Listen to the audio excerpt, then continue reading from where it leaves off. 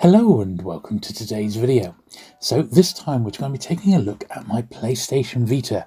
Now, I've been a huge fan of the Vita for many years, well basically since the original PSP came out, and I've always loved them, and I bought the Vita itself on release day, the same as the PSP.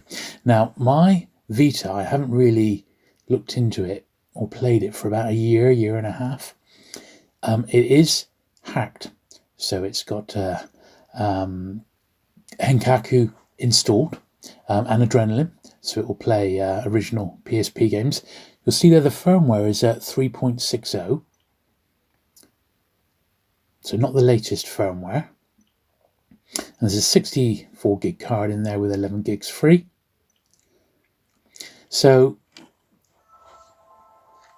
up until, as I said, about a year and a half ago, since I last really used the Vita properly, it's just been sat there basically in its case, and I've been busy doing YouTube videos and things like that. But as you can see, there's plenty there, including PKG, which is the game installer, and there is Adrenaline. So there's also a nice selection of Vita games.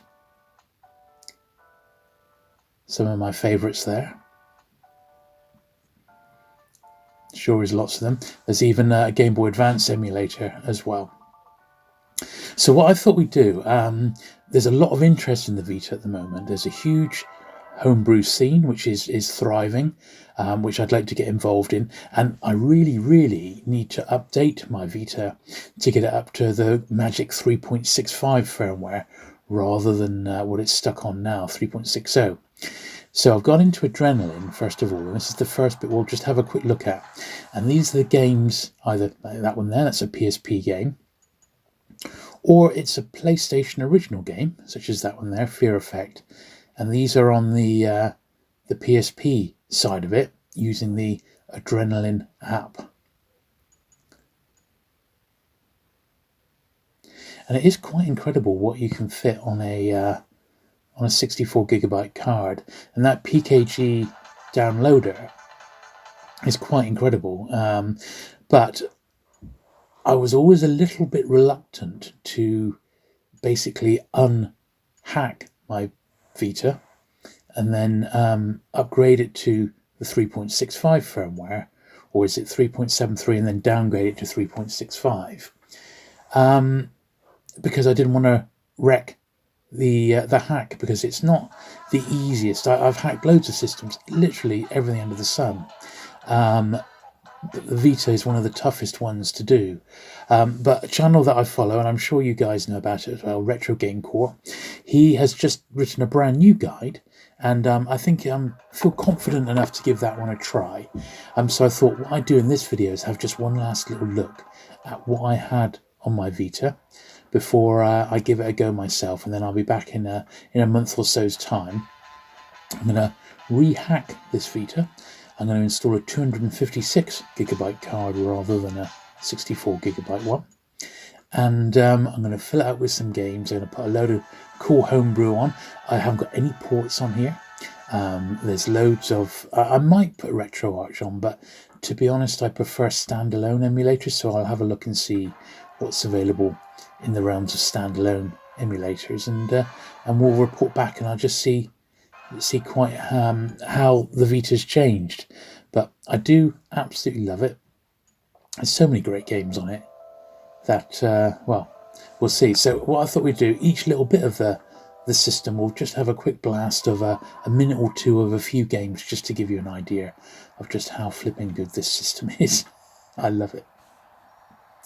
So here's a bit of Grand Theft Auto Liberty City Stories. Absolutely phenomenal game, this one.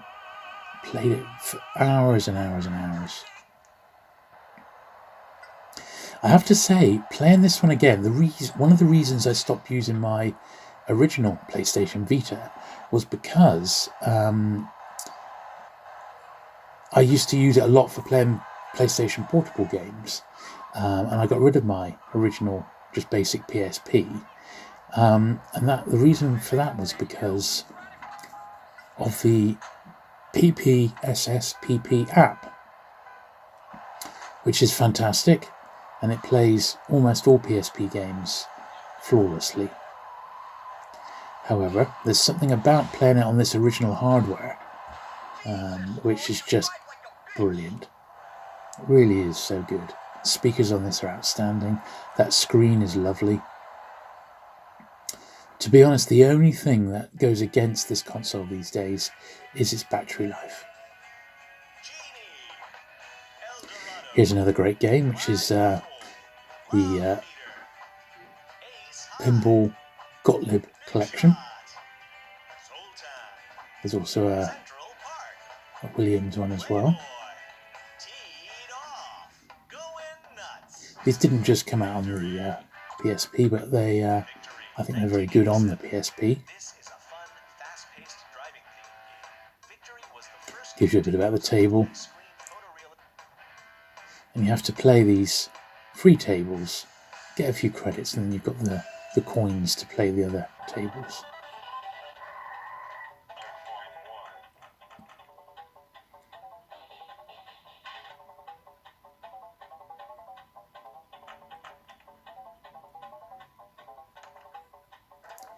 I've always been a fan of electronic pinball. I'd love to have the space to own a couple of originals. I used to have a pinball machine back in the day.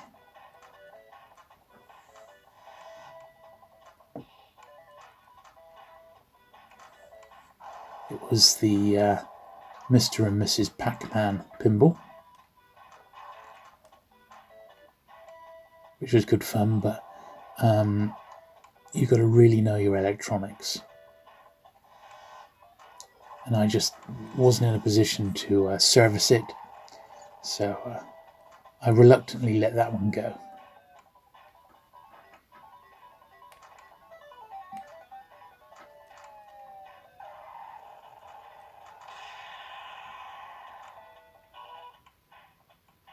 Certainly enjoyed playing a whole room full of original pinballs in Las Vegas a couple of years ago at the Pinball Museum. So that was the Adrenaline PSP emulator. And you can't beat playing it on the original system. Now we'll have a look at this one, which is mGBA. And this is, I guess it stands for Mobile, Gameboy Advance. Now I've probably got too many ROMs on there. There's like 700 odd ROMs, so it does make it a bit tricky to flick through to find the ones that you might want to play. But we'll just give a couple a go. This is Gunstar Superheroes. This is a great little one. Now you see you've got the little purple edges on the side of the screen. That's to simulate the actual GBA. But there's 3 different modes. You can have it with those edges, without the edges, or stretched out to fill the screen. I've just got it in GBA format 4.3 with black bars at the side, which is what I prefer. Now this one generally played okay. However, there was a tiny bit of noise stuttering. Now, don't forget, this was put on here, probably 2.5 years ago when I loaded this one up. And as I said, I haven't really played it for about 1.5 years. So this Game Boy Advance emulator, I know for sure has been updated and is apparently almost at 99.9% perfection. Everything plays absolutely fine on it, which it doesn't at the moment on this particular emulator. So I chose Gunstar Superheroes for a reason, and that's because it's not the easiest game to emulate. And you do see some sort of, or hear some sort of sound issues. Now here's the first of the native PlayStation Vita games, Child of Light. Absolutely gorgeous, gorgeous game. This one, in fact, quite a bit of PlayStation Vita came out on the PlayStation 3. This was no exception. And when I went into it again today, I never finished the game, but I got about 3/4 of the way through, and it is an absolute delight to play.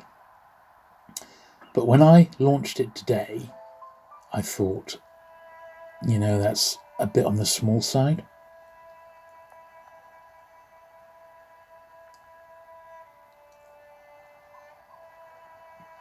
And by that I just mean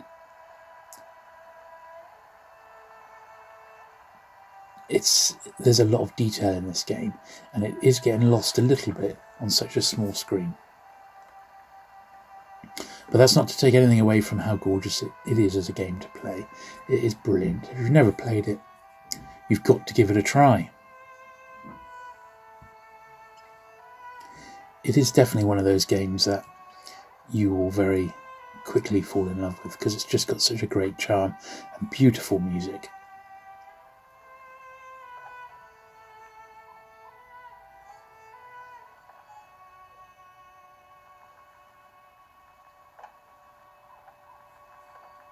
It does look great on the Vita's beautiful OLED screen, at least on this first version. Apologies for the odd reflection. It's almost impossible with a Vita to hold the device at the right angle. And here we are into the turn-based fighting element of the game, which is also incredibly addictive.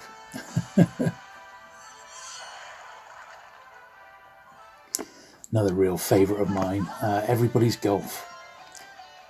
They did a few, it was released in the States as Hot Shots Golf, and there's a few little spin-offs. They also did Hot Shots Tennis. It's just sort of career-based, follow the courses round. It was amazing on the original PSP, and these are equally as fantastic, enjoyable, and highly, highly addictive. You just can't help but finish like a course. And suddenly another hour has gone by. But brilliant fun.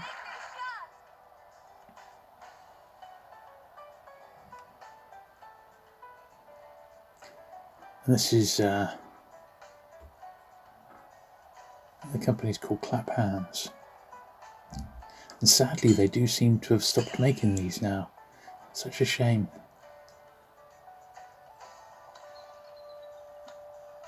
Don't know whether the company sort of folded or what really, but it was so good. But yeah, I'd love to, as long as I can hack it okay, I'm going to get a new 256GB card and fill this one up to the brim. And I'm very much looking forward to filling it up bit by bit, curating a brand new collection of goodies. Certainly put a lot more PlayStation original games on here for sure. And if there is an updated version of PKJ, which I'm sure there is,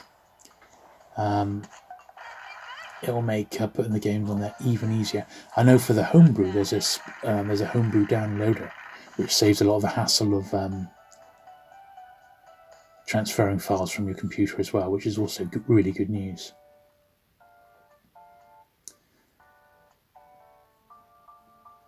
Have a look at a couple more. Guacamelee. This is a game with a Mexican flavour. Once again, I didn't finish this one, but I think I got about halfway through. I've just launched like a brand new game here, because where I'm stuck at on my save is on one of the boss battles, and that's no good.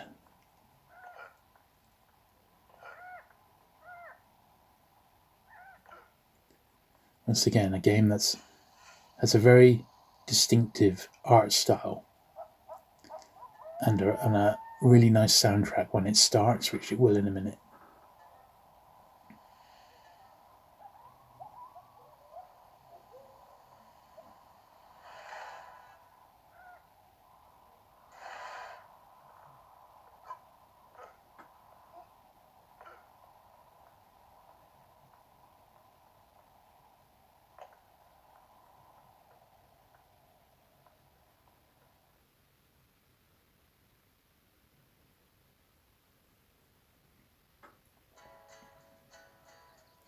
Filled with lots of little puzzles, as well as a bit of platforming action and some fights.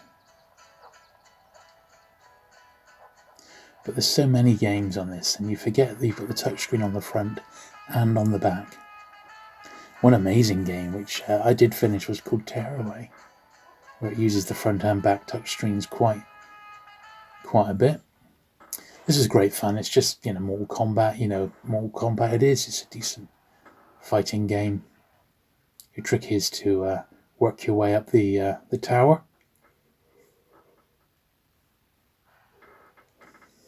This is very slick. I have got another one on here actually, which is Dead or Alive 5. But this was the last one I played, so I thought I'd give this one a blast.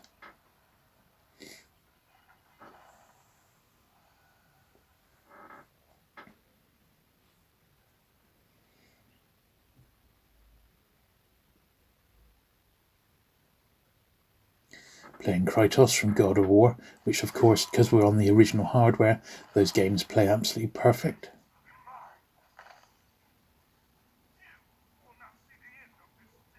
The thing is, these games actually play better than when you had the card in. They just read quicker. And PSP games play infinitely better.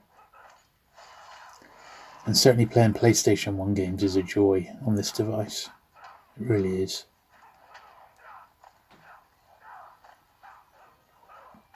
But it can't do everything. So you can't play Dreamcast, for example. DS games don't really work very well. But a lot of stuff does. N64, not great through RetroArch, but I believe there's some progress has been made on the standalone emulators, and I will look into those. But, you know, I'm not predominantly into that for filling out with stacks of retro. I might put my best ofs on. This is a great game, albeit a little tough. But the one for the PSP was very tough as well. This is Killlzone. It's the amazing first-person shooter.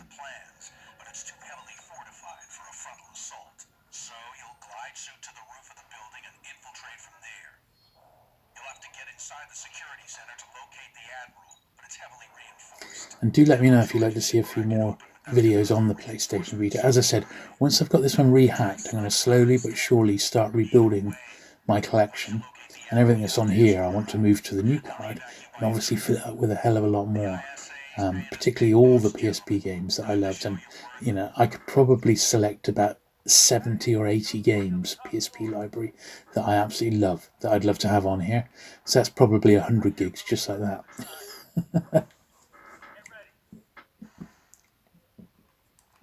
I don't think the system can handle 512. I think 256 is the limit.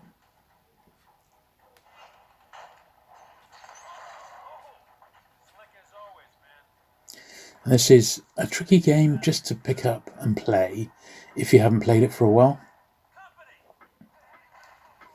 But once you get the hang of the controls, boy, it's a real adventure, this one. It's great fun.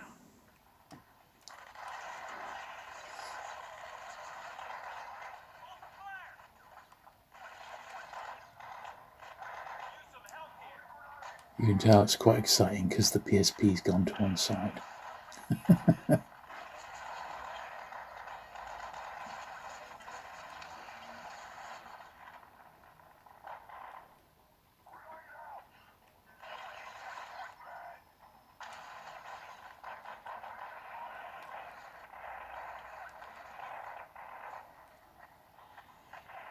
Pretty cool stuff.